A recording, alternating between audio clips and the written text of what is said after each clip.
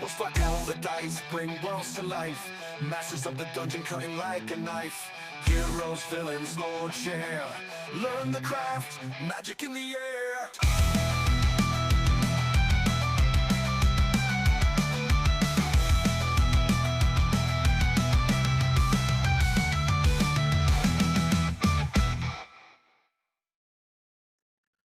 Welcome to Masters of the Dungeon, the podcast where game masters dive deep into the art of running tabletop RPGs.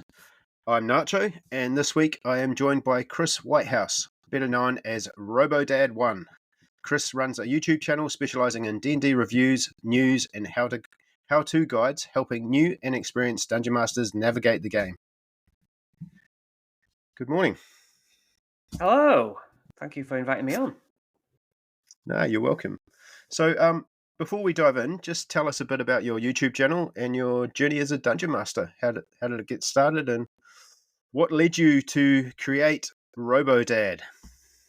Well, I started playing in lunch breaks in the 1980s, and I saw somebody with lead figures, and we're like, "Oh, they look cool. What are you doing?" "Oh, we get into this club D&D." So I sort of played. They were very gatekeepery about it. I ended up just watching more than anything, but then bought the red box got it for Christmas, and yeah, I thought it was really cool, but it was so wordy.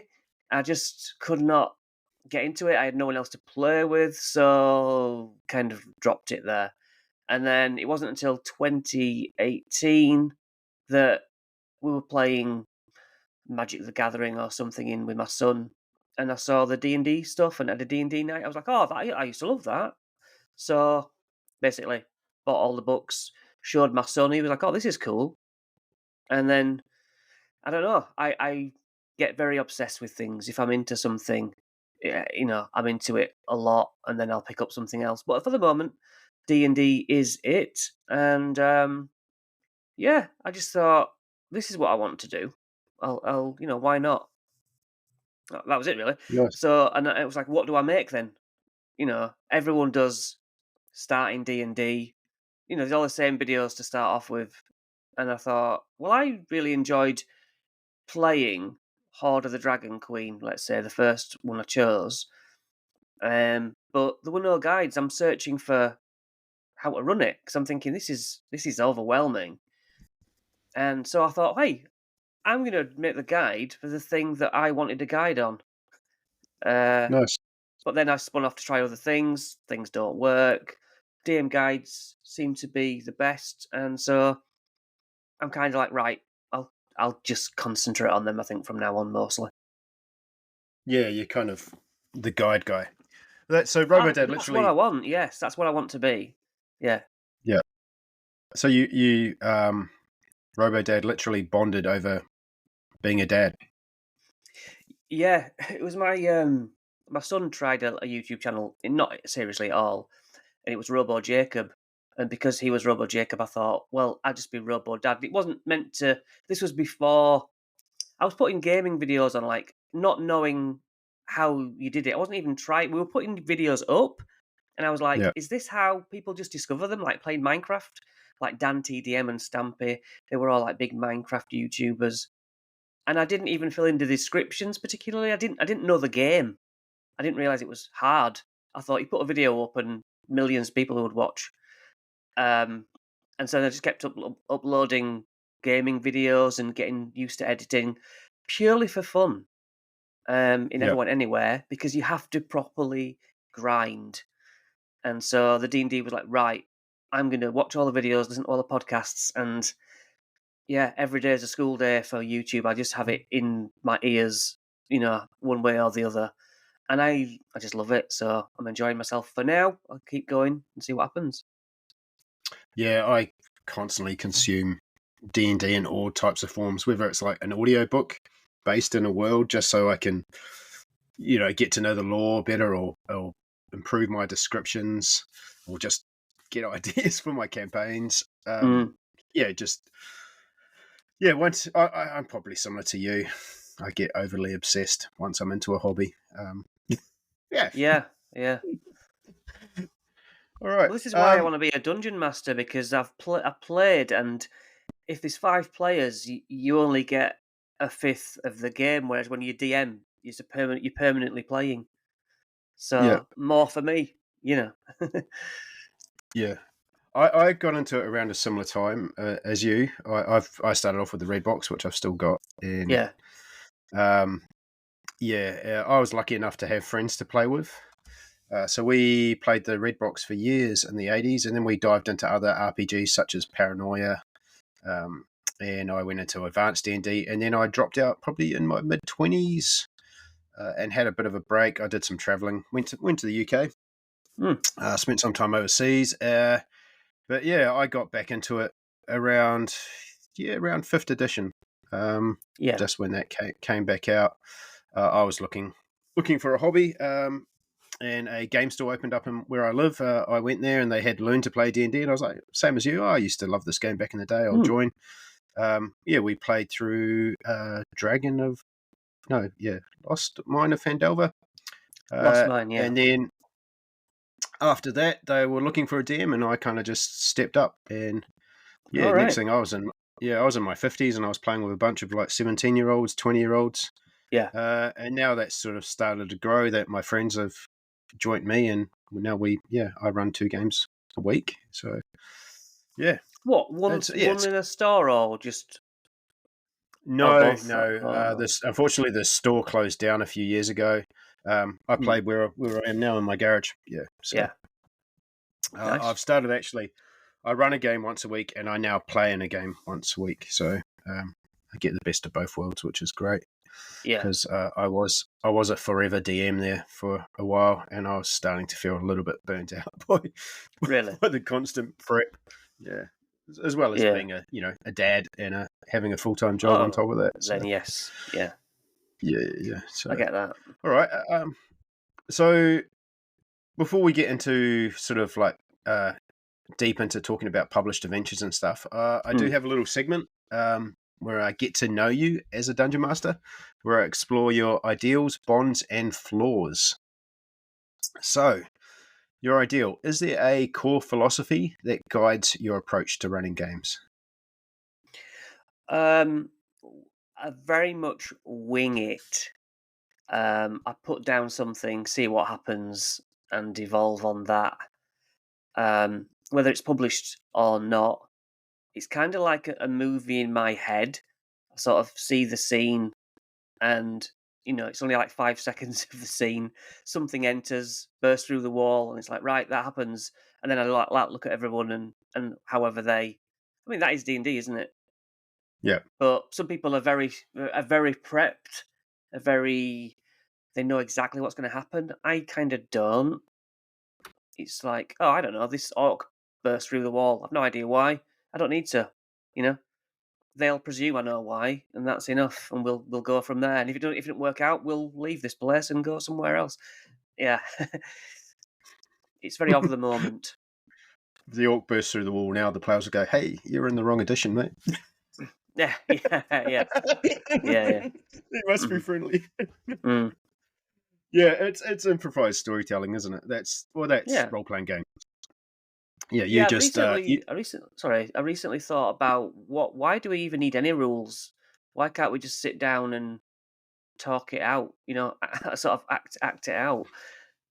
Do you know what I mean? Like, you could play D&D without even rolling dice. It's just fun to make a story up. Someone says, "Can I try and do this?" And you think, "Well, is it feasible?" Yeah, probably. You probably could. Yeah, I like So that's a well, fundamental. there's 2 types of play. There's rule light playing, and then there's crunchy. Different players like different things. A lot of players like the crunchy systems because they like power. They like to build power characters. They've got a specific build in mind, and they need rules in place to be able to do that. Whereas some people that tend to just like the role playing side and the story side, definitely a rule light system. Are you aware of Shadow Dark at all? Yeah, I don't like it. You didn't like it? No, that's quite a rules light. Yeah, I don't like how how non-rulesy it is. That's when I'm really contradicting myself. Yeah, it When is I quite read it, I contradicting. thought, why are D&D's better? But then you can pick and choose the rules. I don't like no rules. No rules. I like structure, but then being very loose with that structure. But yeah, I just thought it seems like you've gone minimum effort. You know, why those people who want to play Shadow Dark? Fine, fine.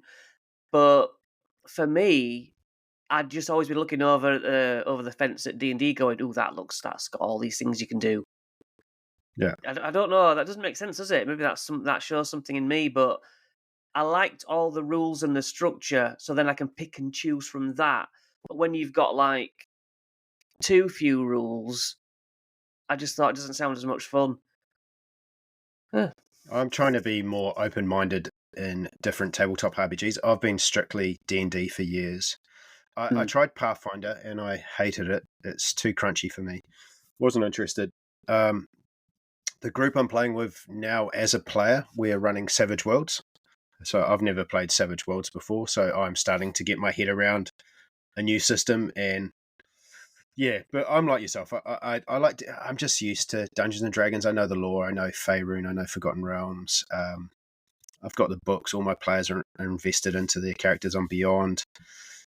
We now use maps on Beyond. So it's just there's lots of things in place that I'm just comfortable with, and yeah, Yeah. I can't be bothered changing them because it's just more work. I've already put in the hard work for that. So I think that's where I'm coming from. Like I know D&D, so all the rules actually and the terminology comes quite easy now. yeah, Whereas Shadow Dark, it's like, oh, do I get a reaction? Do I have this ability? No. It's like, this doesn't sound as fun. Maybe it's just that I'm not used to it. yeah. You know, I've got friends D&D's that perfect. absolutely So.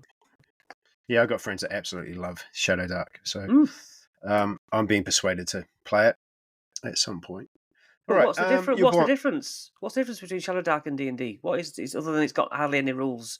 Surely it's the same story comes out of it. Yeah, I mean it's just a lot more simple. I think it's easier if it was your first RPG. I think Shadow Dark would be easier to learn than fifth edition, I and agree it'd with be that. easier to get a bunch of people that haven't played. Like if you had a bunch of people that have no experience of D&D and want to play D&D for the first time, Yeah. even though fifth edition is quite simple, and even if you still use Beyond's character creation, you can waste a good hour and a half of your first session just making characters and getting them around the basics. Whereas Shadow Dark is, I think, a lot more intuitive and a lot more simple to run. So I Mm. think it's it reminds me a lot of playing the Red Box basic, except it's still got some, it keeps things like advantage, disadvantage. It's still tied around the D20, whereas, I see. back in the day, we had like Thaco, which Yeah. makes no sense. Mm. And the monster stat books for a new DM are quick and easy. Everything's just simplified and more easier to Mm. read. So um, yeah, All I right. think it's just kind of like a plug and play system. I get that. Uh, yeah, so I think if I had a bunch of brand new players that had no experience with role playing games, I'd probably run through a game of Shadow Dark with them Mm. and see where they're at, because I think you're pretty much just playing straight away. You're not having to explain what's a proficiency bonus and Yeah. what do I add this number to? Because even when you go through the step by step method on Beyond's character creation, it can still be quite Mm. intimidating, Yeah. especially to someone that's not come from that. Yeah, because a lot of things we take for granted that are just, um, because we've been playing these games for so long, they're just second Mm. nature to us. And I think maybe if you play in a game shop environment where you are regularly playing, maybe with a different group of new people, your skill set might be better at teaching people than mine. But Mm. when you've been playing with the same crowd, you don't, you don't have that. So yeah, that's my argument, I guess, for Shadow Dark. I Mm. mean, it's obviously No, doing no, well. It's won heaps it of is. awards, and it's very popular. Um, Yeah, and there's I understand. competition is competition. Yeah, I would have liked to have seen a return to form like they did back in the 80s, where we had two editions of D&D, where we had like a Shadow Dark basic edition, rules light, and then the more crunchier sort of, advanced. We used to have basic and advanced. Mm. So it would be nice to have seen maybe 2 editions. Yeah. But yeah. Anyway, your Bond. What aspect of being a DM do you feel most connected or passionate about? Oh, yeah. I guess just making the good parts fun. I think allowing the players to do what they want. I'm very, very lenient. I think that's what they would say about my. It's hard to talk about yourself that way, but I think they would say, "Oh, I can just on my turn. I can only do this. So can I? Would you allow me to still have an action on top of this? Because that's not right. Good." And I'd say, "Yeah, who cares? Do you know what I mean? Hmm. It's not nothing's going to affect the story then, and it's not going to upset the other players. I'm very loosey goosey. Yeah, I don't mind. Um, like a player will say, I've got a load of skeletons with me. I've raised dead so many times, or, And the young kid once said to me, "Can I have the skeletons make like a ladder up to that? What the window should have been inaccessible. That was kind of the point." But they were like, "Can all my skeletons crawl up each other?" And I was like, "Yeah, who cares? I want you to get inside one way or the other." And so, yeah, I like I say, I like the rules, but I like being able to hand wave and go, "It doesn't matter, does it?" Just, yeah. And we're creating our own personal story, and this weapon shouldn't be able to do these two things, switch from one form of damage to the other form of damage, but it's cool. You got it made in a blacksmith that I completely made up because it's cool. You know what I mean? So I Yeah. like to think that I add on top of D&D and make it even better in my table games. So like the rule are cool is what you subscribe Yeah, to. that's effectively the most rule in the game. Yeah. I think there's a difference between knowing the rules and knowing how to make a ruling. And as a DM, once you get your head around can a player do something, obviously if they can't, you just don't even get them to roll a dice. Yeah. Yeah, because there's some ridiculous things that you can't do that. No, you can't lasso the moon or you can't seduce the dragon. Yes. Doesn't matter what you roll. So don't make them roll a dice. But once you've got your head around how to make a ruling, so you go, okay, they want to do that, you just determine what skill it is and set a DC. It's just that simple. Mm. My Uh, you know, DCs waver a lot as well. You might think okay, the DC's 15, and they're all 12, and I'm like, yep, you passed. I just yeah, think, does it or matter? just give them an advantage. Yeah, Yeah. or inspiration. That's something I guess in the new 2024 rule. They all start out with inspiration. Mm. Each day, I'm going to forget that.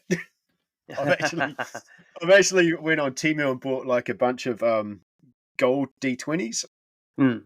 really cheap. So I'm going to hand those out to each one of my players, going, "That's your heroic inspiration dice, so you don't Yeah. forget, and I don't forget." Yeah. We have a whiteboard that I've taken down today, but we write things like that on, and then we don't look at the board, Yeah, but we know we yeah, try to. yeah. Okay.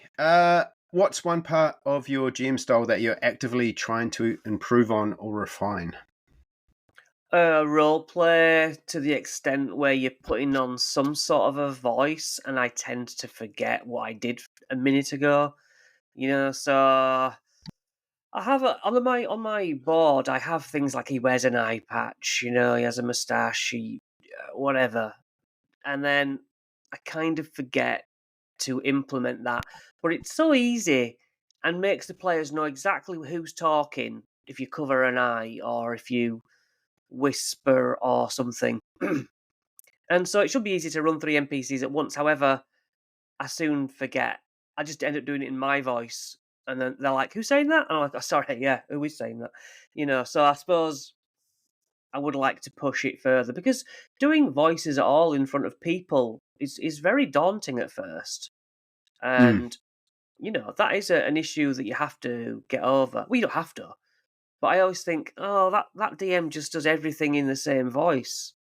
I don't like that. I like to give it a slight twist, something a bit nasally. I'm never doing accents. I wouldn't go as far as accents, but I like to change my voice somewhat. You know? and Yeah. adding that this is a woman with blonde hair, that gives them an identifying feature. So I like to, because I think it colours the story. So I'd like to be better at NPCs.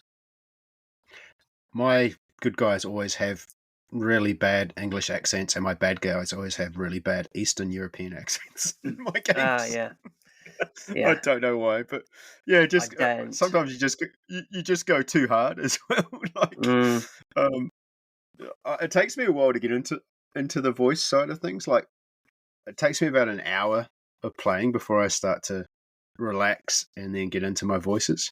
mm. I I'm can't the just opposite. come out the gate.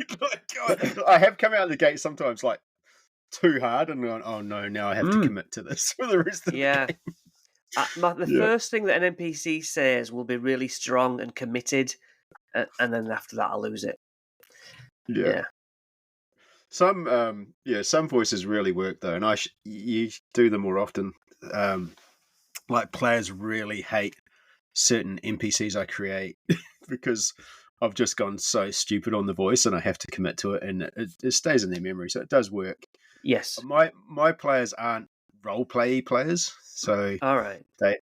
so I always feel like I'm the odd one out when I start doing the silly voices at the table because no one else is like doing silly voices, but they do enjoy it. So yeah, I'm in the same boat. My players don't do voices, and I do. Yeah. yeah, So I know it, but I'm the storyteller, and they don't think it's weird now. It's just like, yeah, this is a different character. They look at you like it's a different person. They turn and talk to yeah, me in their voice, and you can see they're picturing you as this person. You know, it's they're invested. You know. yeah. I know it's been out for a while, but I've only just recently implemented the sidekick rules. So Hmm. I used to always struggle when a NPC would join the party and we'd get into combat, and I'd always forget, oh, flip it, it's another, because you're dealing with monsters and Mm. whatnot. There's another person on the table that I now need to control. So I have gotten to the habit now of printing off, if I think someone is going to become an important NPC that will join the party, I make them little sidekick sheets and then hand it to one of my players, and that works really well. That's taken a lot of pressure off me Mm. in terms of you like having to worry about dealing with another character, and especially a voice as well. So that's good. Yeah. Do you use the That's what sidekick rules at all?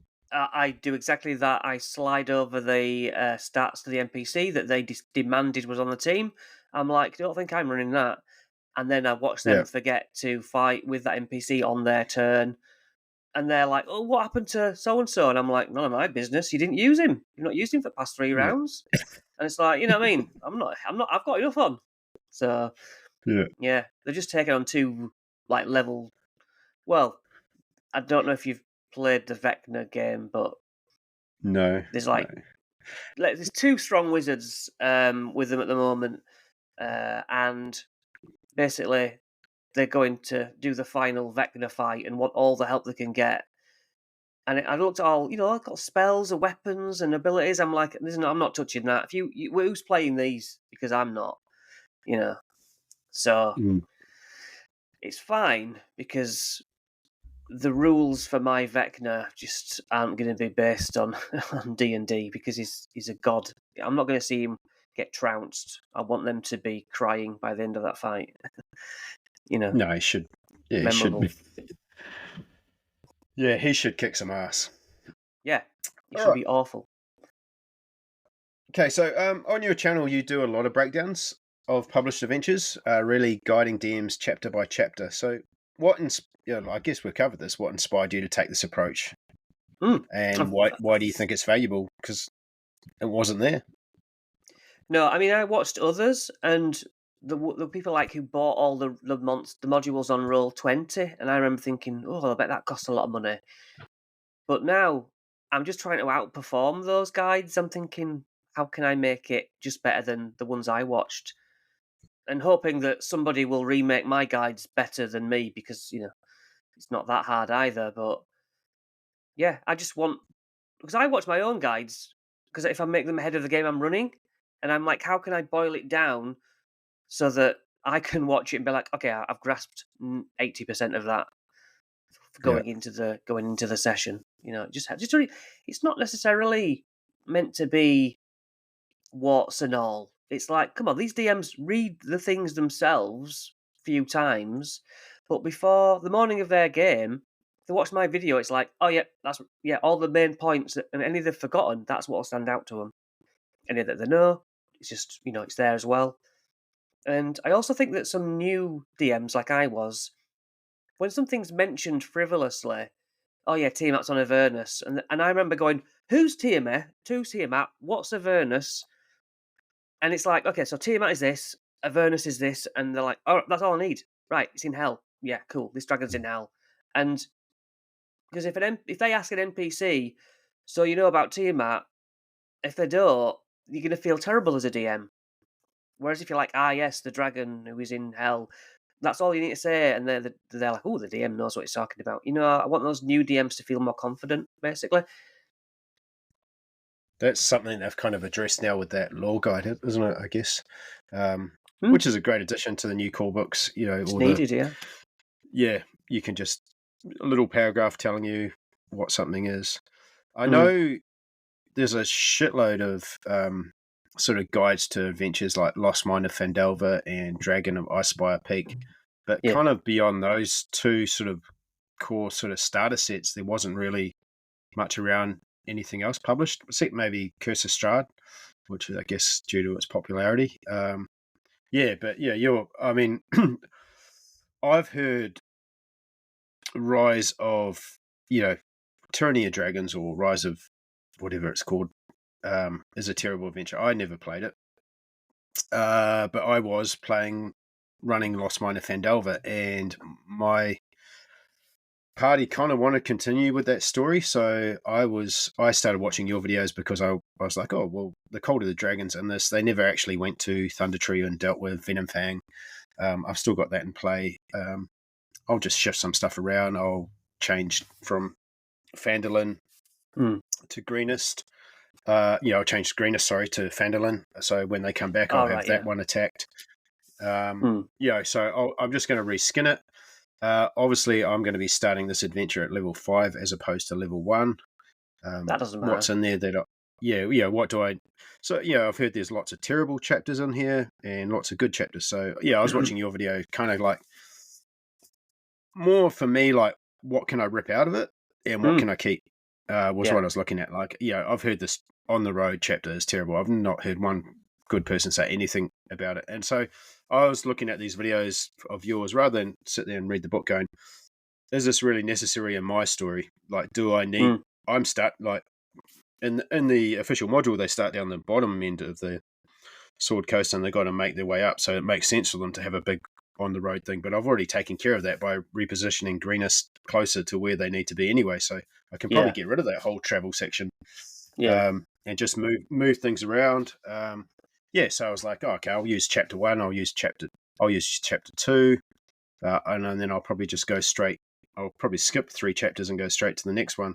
And then I was like, I don't know if I'm interested in this whole Waterdeep political saga side of it. Do I need that? So. But then at the same point, I haven't even got that far ahead. So my game's actually completely diverged from that original plan. So it is good though to have these breakdowns to sort of skim through, just have them in sort of bite-sized things that I can skim through myself and go, that's got some good ideas. I'll take that. I won't take that. And because a lot of these published adventures, they have a lot of filler. So some of the official adventures, I guess, have sections that just feel like filler or slow pacing. Yeah, so how do you handle those moments to keep them interesting? Slow pacing. I'm trying to think of an example. I suppose the long road, as you're talking about, when it says, all right, you're on the road for 3 months and you've been playing it like literally a day at a time, like hour by hour. Okay, so you're on the road for 3 hours. I'm thinking, how am I going to do that for 3 months? Well, then I just started to replace those sections with, like, if I'm listening to podcasts or watching somebody else, it'd be something from the outside. I had an idea, wrote down Hag Cottage, and thought, oh well, I've heard that. I'm it's in my head already. I'll just do that. You know what I mean? So you're on the road. You're meant to be like 3 days. I'm like, okay, you're on the road, and the horses need milking. Need water, and everyone. Yeah, you want to milk your horse, whatever. It's a different game. This is D&D. Do you know what I mean? It happens. And so I'd be like, yeah, you stop for refreshments, and there's a cottage, and so it's easy. It fills a session. It fills, a few hours just off the top of my head. Like there's a witch, and she pretends to be nice, but she's not. So that I just sprinkle in something that I've heard, I guess. Yeah. And if I don't have something that fits, my fallback is always quirky, mysterious NPC on the side of the road, cooking or buried in the sand up to his neck. I don't know why, and the thing just progresses from there. And I watch them go, is this a good guy? Is it not? Should I trust them? Should I not? And they do the work for me. I don't need to write it. It writes itself, Yeah. Do you want to come and hey, come over here, have some of this food I'm making on this campfire? Is it poisoned?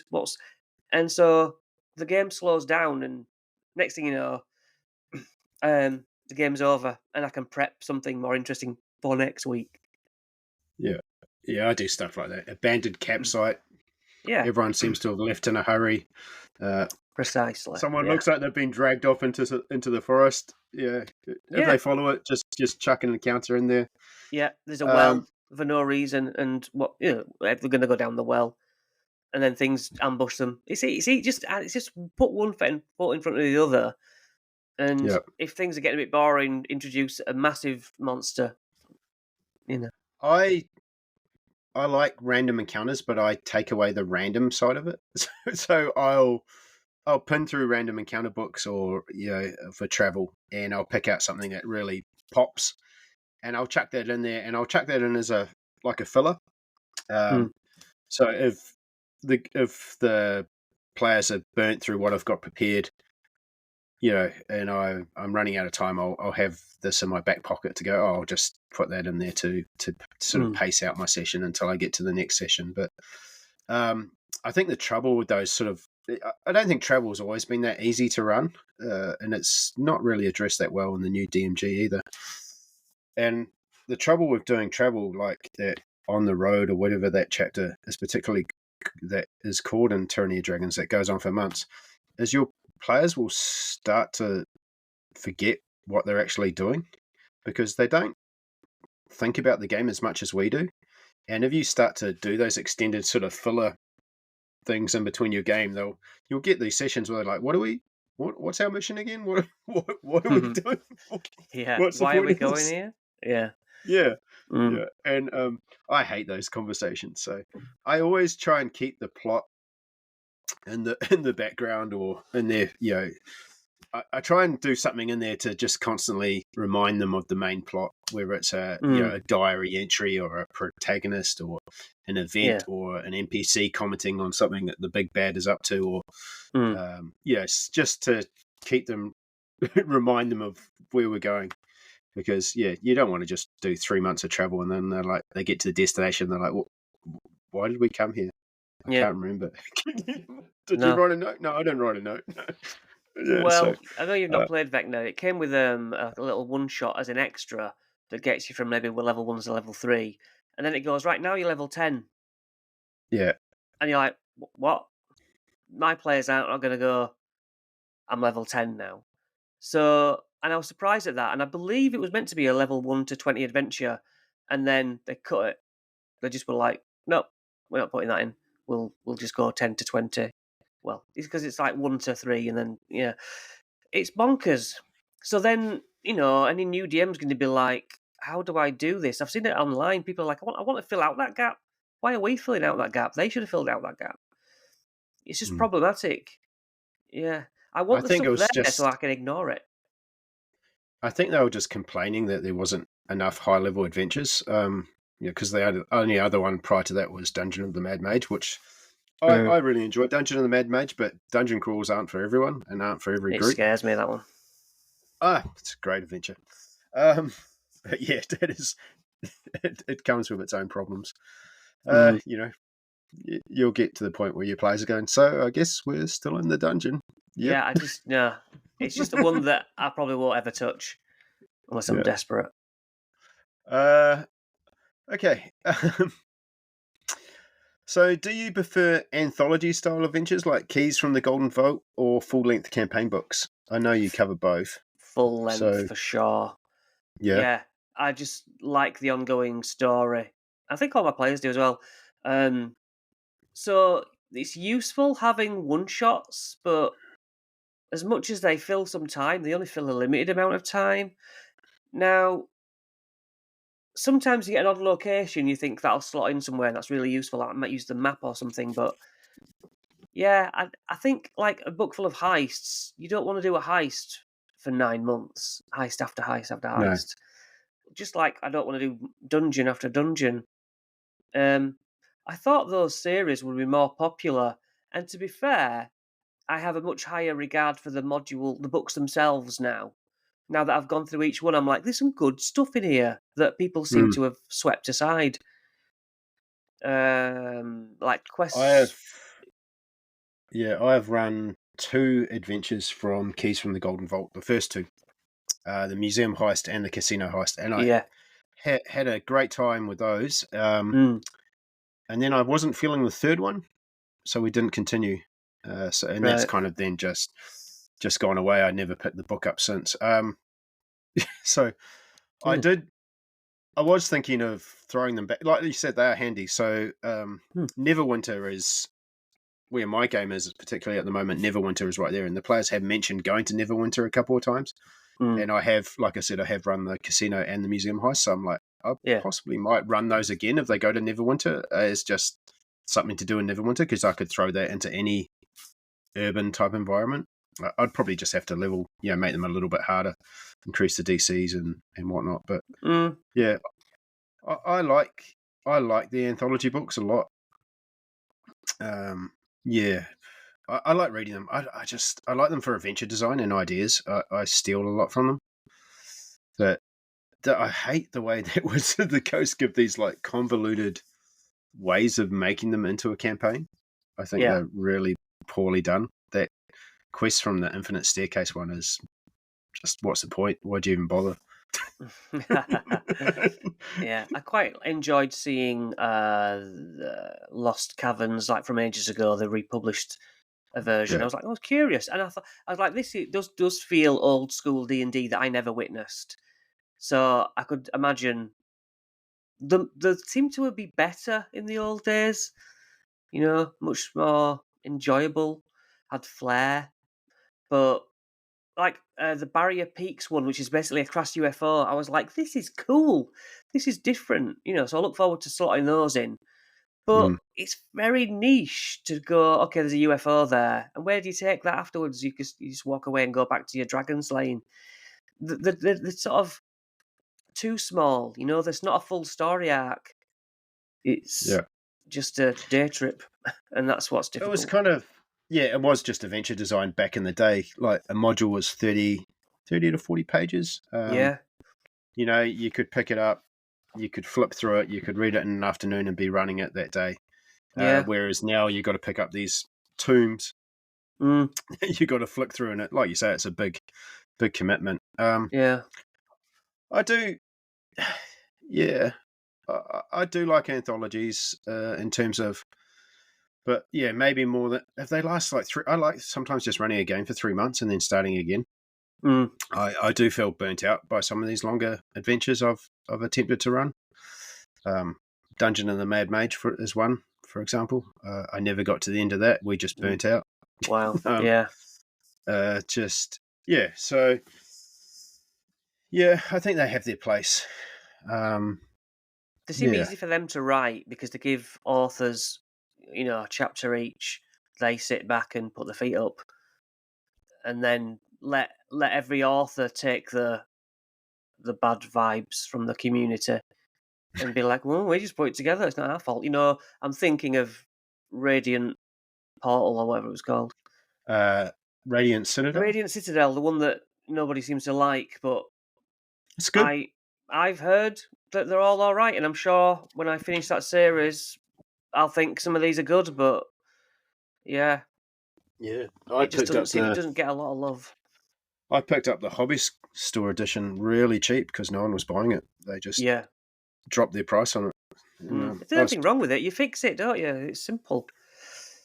yeah, and sometimes it's just like if you are struggling for a session, it's good to just thumb through these little adventures because Yeah. you can just sometimes get some ideas and just go, oh yeah, that's cool. I like that. I'll just change that slightly. Sunless Citadel, Yawning Portal is one of my favorite ones. Tales from the Yawning Portal. Mm. I've run the Sunless Citadel so many times. I'm currently now running the Sunless Citadel in my sort of Tyranny of Dragons Lost Mine of Phandelver campaign because the story of the Sunless Citadel was originally a temple by the cult of the dragon that worshipped Shardalon, which is an ancient red dragon. So it kind of made sense for it to be there, and it's when you put it in the Forgotten Realms, it's situated around Thunder Tree. It's not far from Thunder Tree, so it was in the location. So yeah, it kind of made sense for it to be there. They were looking for an NPC, and I just had that NPC had gone missing, and he had gone to explore an ancient tower. And when they went to find the ancient tower, they find that the ancient tower was actually underground. And now we're in the Sunless Citadel, and we've been there for the last two sessions. So Yeah.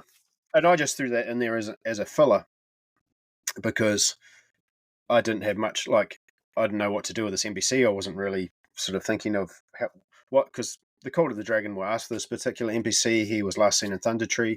Why are they after him? I hadn't thought that far ahead. They got there. Oh, he's not here. He's gone here. And then, if they go to this tower, they might not go. They might not bother to explore it. They might. If they do explore it, that's great. I know how to run this dungeon Yeah. without really looking at the book. So yeah, it's not too hard. I can get through, I know that you need to go through there and there's these few traps and then we're good. So yeah, it's I kind of burnt my nice. fingers on that one. The first book of adventures I got was that, and I was so keen to run it with my son that we played it like I'd never read it. There was no prep Mm. at all. Room one, okay. Right, yeah. All right. Well, what happens is, and then he goes, "I'll go through that door." Okay, well, that door is number 9. Flick, flick, flick. It was just like awful. We were like, "This is rubbish." I said, "Sorry, I think I need to actually prep this," but I've never gone back to it. It was It's a just like great, I read it now, it's a, but yeah, it's a great little dungeon because it's self-contained and it's got its own little ecology in it with rival factions that you can, it's got a likable NPC. yeah, It's got rival factions. It teaches the players that you don't have to fight everything, or if you do fight everything, it's going to be a lot harder. You can form alliances. And it's got a cool little. Yes, it's a cool. It's a little bit big for a beginner's adventure, but yeah, I they think weren't my holding son is hands back gonna. in third edition. Well, that's it. My son's going to be currently looking at running me a 3.5 game, and he saw the Sunless Citadel, and I said, "I know that adventure," and he goes, "Do you?" I Yeah. said, "That's the one I ran for you, but we stopped because it was awful. At my ability was awful." And he goes, "Oh, it was this." So, but he's chosen something else now. But yeah, we want to try 3.5 just because it seems really cool. Just for Mm. fun. It's very crunchy. Mm. Very similar to Pathfinder. So, Yeah. Well, I'm not yeah, I gaming it. mean, That's his problem. yeah, I guess you compare Sunless Citadel was an introductory adventure for third edition compared to what's the one Stormwreck Isle. Yeah. Totally different starter adventures. Yeah. Stormwreck Isle you could pick up and just okay. It's easy. Yeah. Yeah. Okay. Do you think Wizards of the Coast has improved adventure design over the course of 5e, or are there areas in which you feel they are still falling short? I no, I don't think. I think it's quite. But on the other hand, I'm going to defend them a little bit by saying maybe they've just done it all before. Maybe it's like, how do you keep coming up with fresh things? I suppose I'll caveat it with that. But no, I prefer Curse of Strahd was a mighty thing. Tomb of Annihilation, fantastic. And I want more of that. Even though they're Yeah. tough to run, I think I want more of that. Whereas Vecna, I do like it as a DM because it takes you through all the classics. You go to Barovia, you do a Tomb of Horror. It's like all the classics, all the greats, but it's very much a sightseer's tour rather than a through a through. It starts in cast- Neverwinter. You know, yes, it does start in Neverwinter. Yes, you're working for Dagult Yeah. Neverember as a guard, and you discover the cult of Vecna, and you're on your way. Yeah. So it's good. Yeah. I think certain things improved. I appreciated when they started putting the what are they called, like the time flow charts in Oh yeah, to show you. that's Yeah, you useful. go there, go that way. I think their adventures of late have been a little bit disappointing. What I've read, I've only flicked through. I'm a massive, massive fan of Dragonlance. Dragonlance was my introduction to fantasy, and one of the reasons I got into Dungeons and Dragons in the 80s. Oh right. And I've read a lot of Dragonlance. I've never played in a Dragonlance campaign, but I was super excited when they announced it for 5th edition, and just was completely disappointed. Oh really? Yeah. It was just it didn't even feel like Dragonlance. It felt half-assed. What? Yeah, I mean, now it's kind of winding up. What's your favorite published adventure, and what's your least favorite? Oh, that's an easy answer. Curse of Strahd is my favourite, and Spelljammer. What is it? Light of Xerxes, the adventure, Yeah, was edited so much that characters will turn up, give you something, and disappear, and you're like, surely there was more to this character than that. yeah, And then I can't remember. We laughed and laughed through that at how bad it was. So we finished it, but it was like, what about that bit when that happened? It just went nowhere, and it's so mm, thin, it's paper thin, and you go to this place, have a map of the whole Rock of Bral with all these things on it, and you go to like 2 millimeters of the map, and then you're off again. It's like, why bother introducing a cool place? It's like you go to the Curse of yeah, Strahd, go in one shop, and then leave. You'd be like, oh well, that's disappointing. Yeah, yeah. I don't know what happened behind the scenes, but could have been good because Spelljammer.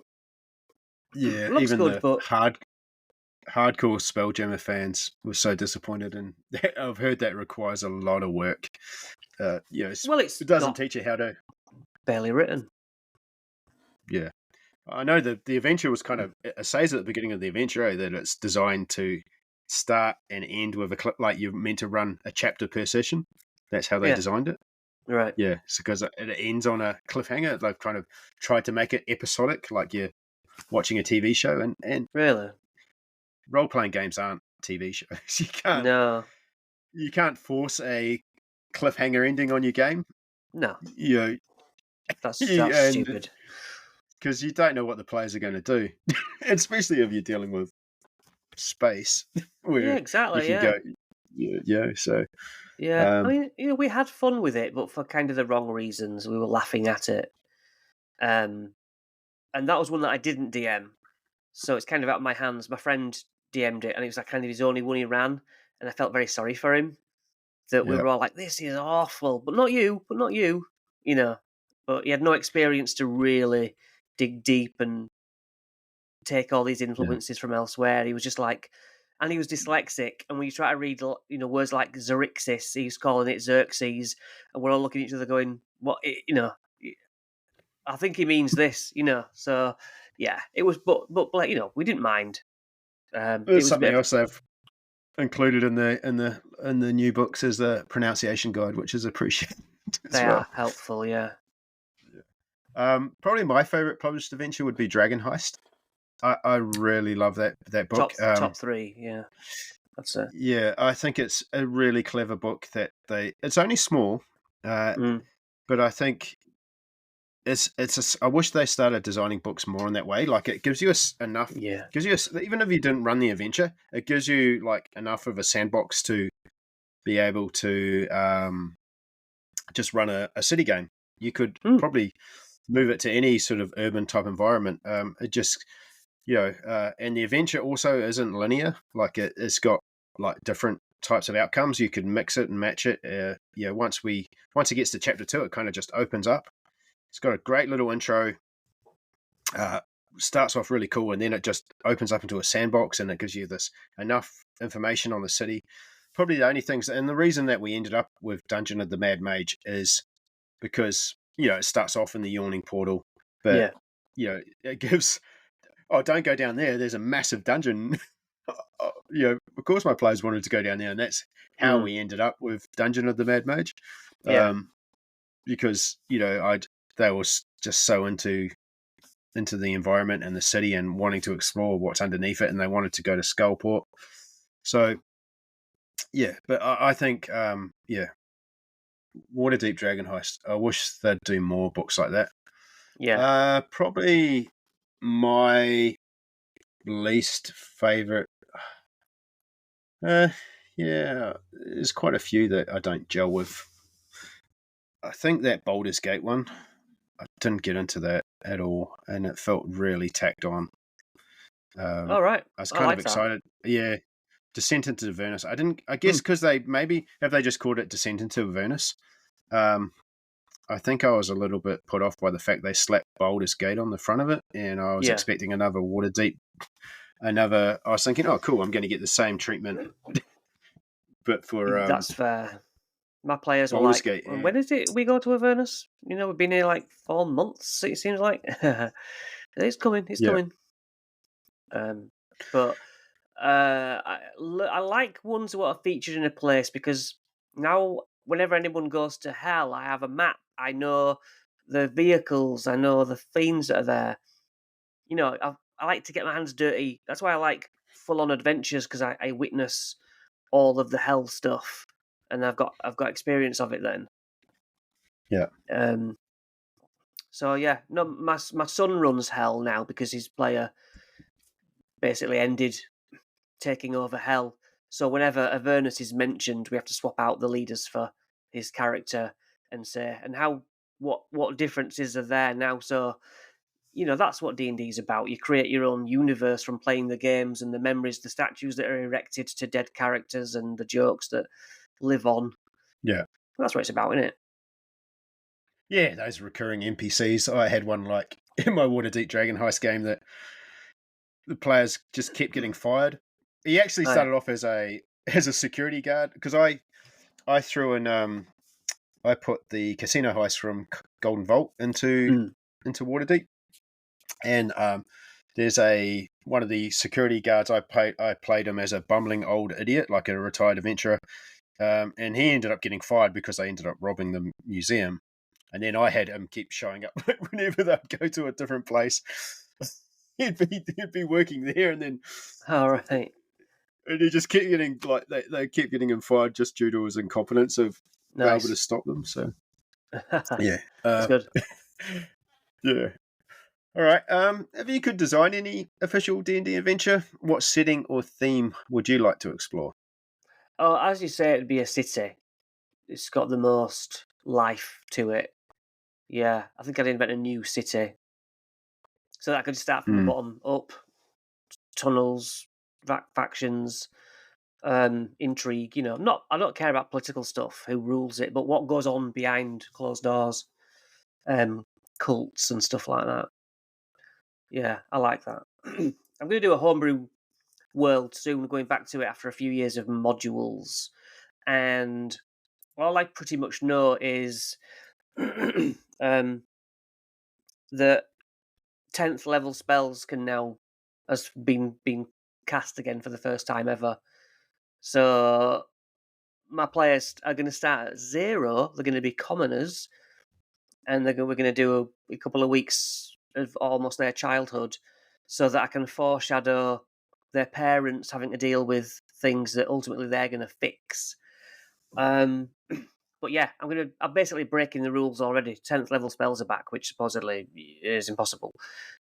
I'm basically saying you can invent spells, you can be more powerful than the game, and that excites my table. I know it does.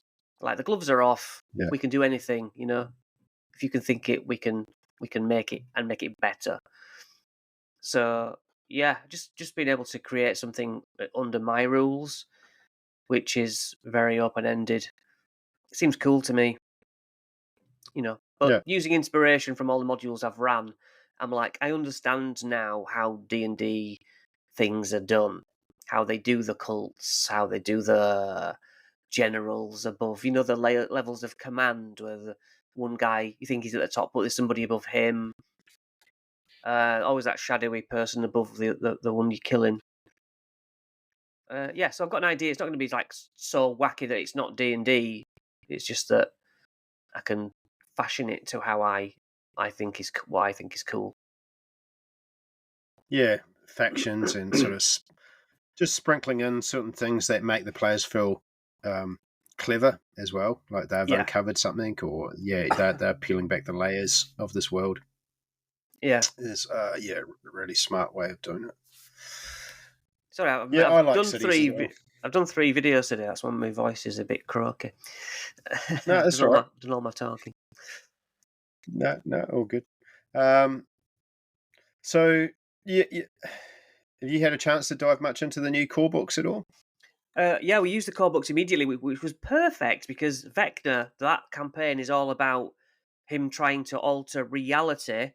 So I was like, the new player rules came out. I was like, weirdly, you can now do these things you couldn't do. Look at the rule book, see what you can now do. And then, flanking, that's disappeared. What do you mean? It's not in the new rule book. So it's not here. I said, don't blame me, blame Vecna. It's like we could just introduce the new monsters. Last other week, it was like a normal Balor, and then this week it's 2024 Balor. I'm like, I don't know what happened, but it's got more hit points. You're doing it like a Thanos. Yes, exactly that. A Thanos switch. change. That's how the 2024's rules change. Yeah. Nice. I'm like, it's not me. So then we were like, we've never rolled for hit points between levels. We always did max. And I was like, right, you're going to roll for hit points. What? Everyone's like, no. I'm like, yeah, sorry, it's Vecna. So all these changes came in. And then, like this week, I didn't have a DM screen and I did it off of the laptop, which I never do. Everyone's like, this is so weird. I'm like, yeah, he's even affecting what I do. So he's affecting our reality. Nice. Is there any sort of standout changes that you think are either positive or negative in the new rules? I do not like that it was a barbarian. Any of the push shove moves, you can now move me over here. You can teleport my enemies over there. I'm like, I moved there for a reason. Yeah. Well, there's some barbarian that could teleport my enemy with him somewhere to reposition me. I go there for a reason, and then they're just shoving me about. It's like, why did I waste my movement setting it up? I don't like it. I know it's good for them, but I don't like it. So that's why I start bending the rules. I'm like, okay, if you're going to do that, I'm going to lie. I'm going to move twice. That's not my fault. It's Vecna. I'm just trying to fight back, and things are changing. Yeah, I wasn't a fan of the weapon mastery stuff when I saw it. So I've hung fire on running the new rules until the monster manual's out, just so I could see, how does the other end work? Is it balanced? Oh, it's good. So the monsters are stronger. Yeah, definitely. So, do you think it is backwards compatible? Well, it is on my table because we can work with whatever you create, But like my son's got lucky feet. He's got 6 luckies because he's level 20. 6 lucky rerolls. That really saved my game, actually, to be fair, the other day. He had death saves, and I said, don't you have any luckies left? He goes, oh, I have 6 now, don't I? So that would have been his character over at like the 11th hour, which would have really messed up the game, introducing some new chosen person when we're just about to fight the boss. It wouldn't have made sense. Luckily, fair enough, it did save, but it's all good. It's all good because the way I see it, I just imagine gluing the 2024 version to my older books, being like, it's all correct, These are all. Yeah. every character's different. They have different abilities because people have different abilities. Some people are excellent at sports and moving, and I'm not. So it's fine. I don't believe in the balance. Everyone's different, and I don't have a problem. I am probably going to implement the DM side of the new rule changes before I allow the players to change. Right. So I can start running the game, because I do like some of the new. I like how surprise works now. Yeah. For example, there's a few. Yeah, so I'll probably take what I like and discard what I don't like, as most things. That's the way, isn't it? Yeah, but because my players use what's it called, Beyond Character Creation. Oh yeah. And we're in a shared campaign, so we use the maps. I used to draw all my maps, and it was actually Dungeon of the Mad Mage was the reason I switched to this, because like one of my biggest fears of running a mega dungeon, for example, was friggin' how do you map this thing? Yeah. So, and then that's just around the same time that D&D maps came out. So I started using that, and the great thing about it is I can cast it up on my big TV. So the players can see where we are, but their character sheets started bleed, like the 2024 rules started bleeding into their character sheets when they were leveling up, and then all of a sudden they were going, "Oh, I've got this new ability. I can now do weapon mastery," and you're like, "No, Yeah. no, you can't. Yeah, it's flawed. I'm not dealing with. It's I'm flawed. not dealing with that." Yeah, we had to like pause our game, and I had to go through Beyond and tidy up. Like, because I own the digital books, I think, and we're in a shared campaign. It just automatically added those options to my players That's when annoying. they came to level up, and I was like, I had to go back and make sure I toggled everything off. So yeah. Because I do a lot of throwing random stuff in from other books that aren't on D&D Beyond. Then we have to use paper because I found. What did you find? Oh, it's a ball that only rolls uphill, and it's like, well, that just that's from a different random book of junk, and so it's like, well, that's not on D&D. You need to write it down. So. Yeah, we started using it. I had players that used to just use things from every other book, and I had to really trim that down. It really pissed me. Really, just got hard to manage. Like they'll pick a feat from the bloody Critical Role book, and then they'll pick something from the Eberron book. So all of a sudden they're like a friggin' Warforged with a Time Wizard powers, and because these were my younger players, and they used to approach the game like a role playing game where it's just build the most optimized power sort of character that can break my game.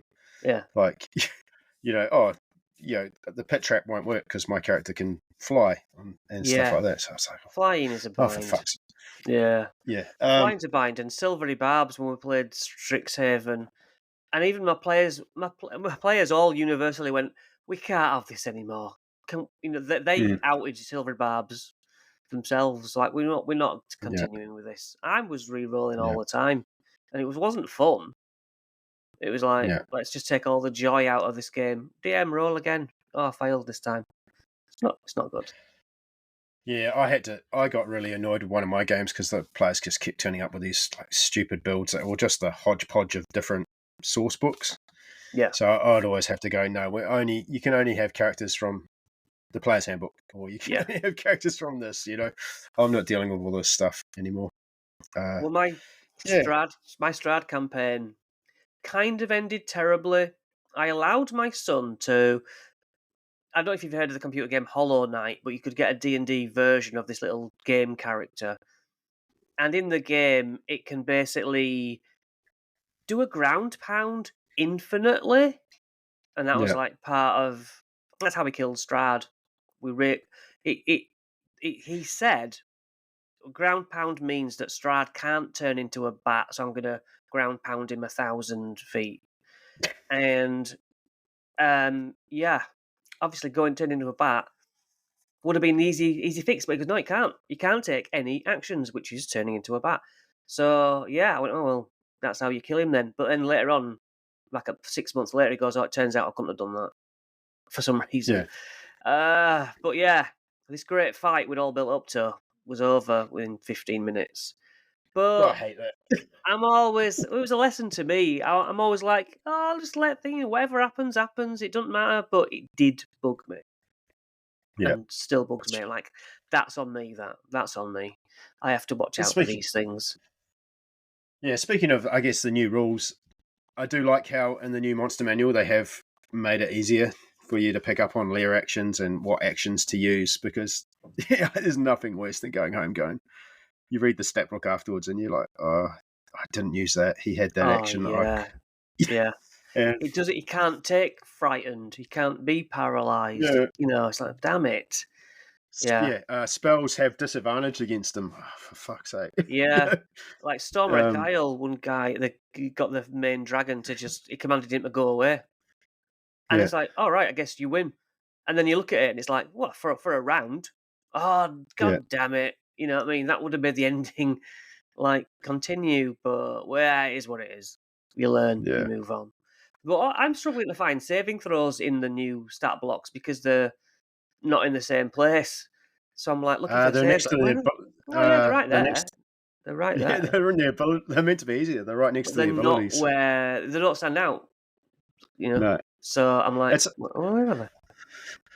I didn't know of my digital version because I haven't got the physical copy yet. Yeah, and the digital version when I opened it on my iPad didn't look that great to read the stat blocks. I don't know if it needed an update or something, but it was all kind of out of alignment. Oh, was it? So yeah, it looked Damn messy. it. But is there any new monsters that stand out to you in this? Do you have a favorite monster in the new book?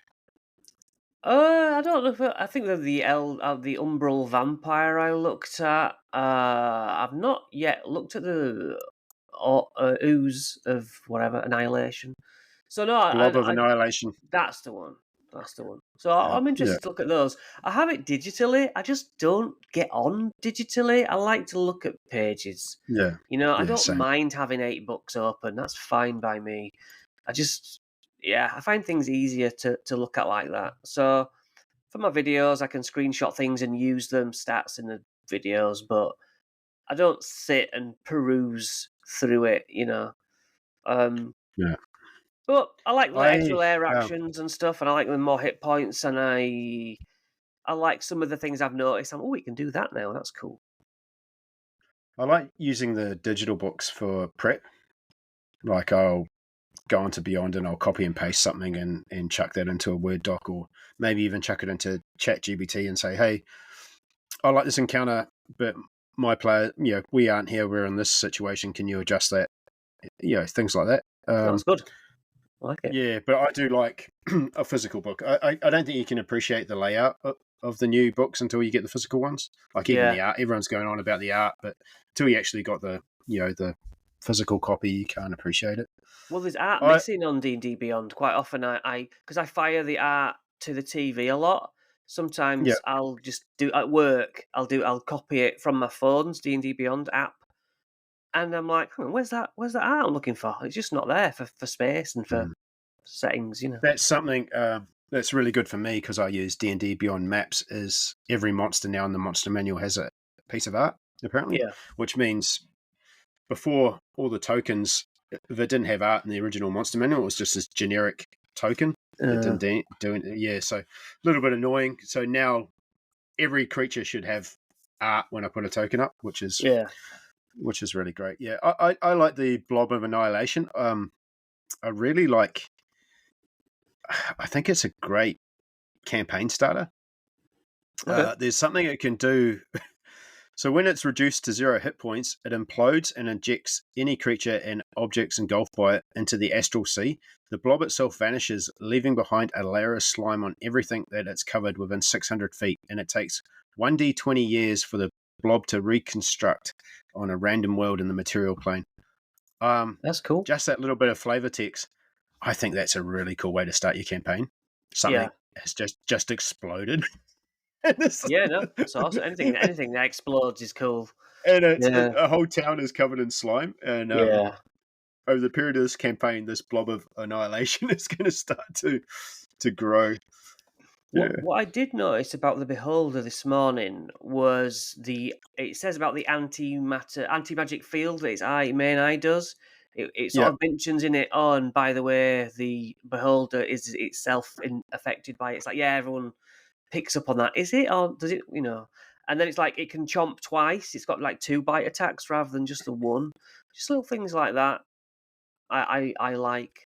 I really want beholders to be run better in my own games than in every other game. But the whole law is that they're so paranoid. They know every possible way that players are going to try and take them down. Yeah. So I always want to, because I never know what the player's going to do, but I always want the beholder to be like, yeah, I knew that was coming.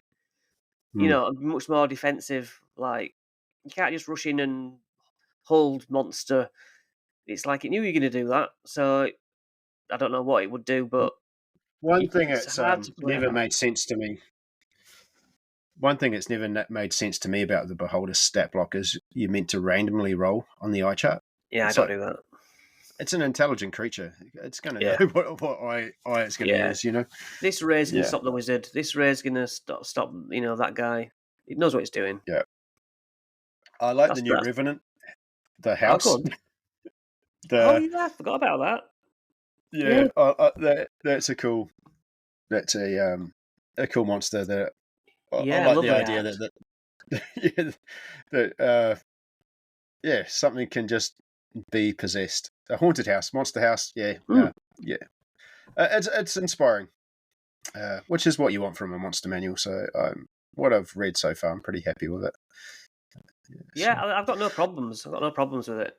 I mean, it's great because you still have the old ones. I more often than not used the third party Kobold Press ones because the monsters are so wacky and Yeah. interesting. And so I describe them first and have the players rack their brains. What's this in the monster manual? Before saying, nope, it's not that. Yeah, it's a good way of looking at it. I have that same theory, with movies. When people, for example, got upset about the new Ghostbusters being all female, and Oh yeah, it doesn't make the old Ghostbusters go away. That still no, just still watch that exists. So instead. Yeah, yeah, still just watch good. that instead. Yeah. So Yeah, yeah, it's always a good way of looking at it. yeah, more's better than less, isn't it? Yeah. Yeah. If you want orcs, So if you want orcs in your game, there's orcs to be used. You had them before, use those. It's fine. yeah, the orc thing's a little bit funny. Yeah, I mean, I don't know. Neither do I I care. like I don't care. You don't have a fine. If you don't like it, you don't like it. That's fine. But I don't care that you don't like it. Yeah. Do you know what I mean? All right, mate. Well, that's pretty much me. Yeah, thanks for coming on. Is there anything you want to plug at all before we get out of here? Just any interaction on my channel would be nice. But yeah, I do DM guides mostly and try and pepper in other videos for people who don't want to do that. I'm doing videos about Sigil and the Outlands, and because each bit of lore and about Outlands places is so cool, and I'm like, I didn't know that. I didn't know that was there. There's so much to be learned about these places that are outside of the normal play area. That, like, Mechanus is awesome on its own, and Mount Celestia is interesting, and Has that come off the back of you running the Vecna adventure, do you think? Just being... Possibly yes, but also there was a one shot in what was it in? Must have been in the Keys from the Golden Vault. Towards the end, there's a train what travels through the Outlands, and there's I had to do some research on what they saw as they passed through these places, and I was like, oh, what, really? That's awesome. I want to talk about that. So I thought, yeah. Again, I'm filling the gap that I see a gap and think, why can't I watch more videos about all this stuff? I'll just make them then. Yeah, I felt that way about. I got really into Skullport. Yeah, and there was fuck all information about Skullport, even in the official guides. Yeah, and I ended up having to get a whole bunch of TUI stuff to sort of fill in the gaps. So I'm reading the Forgotten Realms book of 3.5 or 3, whatever, like a normal book. Just going, it's fascinating. I love it. Yeah, the books and you can always go back to those old editions, and that's a good thing about stuff like DM's Guild. They're available now, digitally. So physically, not so much. So, all right, mate. Well, thank you for that. Thank you so much. It was a pleasure. Thank you. Yeah, and don't forget to like, subscribe, all that stuff I forget. Feed the algorithm beast for both of us. Yeah, and thank you.